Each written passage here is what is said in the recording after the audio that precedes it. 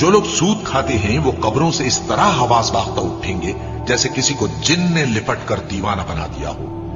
जो लोग अपना माल रात और दिन और पोशीदा और जाहिर अल्लाह की राह में खर्च करते रहते हैं, उनका सिला उनके परवरदिगार के पास है और उनको क़यामत के दिन न किसी तरह का खौफ होगा और न गम। जो लोग सूद खाते हैं वो कब्रों से इस तरह हवास बाख्ता उठेंगे जैसे किसी को जिन ने लिपट कर दीवाना बना दिया हो। ये इसलिए कि वो कहते हैं कि सौदा बेचना भी तो नफे के लिहाज से वैसा ही है जैसे सूद लेना, हालांकि सौदे को अल्लाह ने हलाल किया है और सूद को हराम।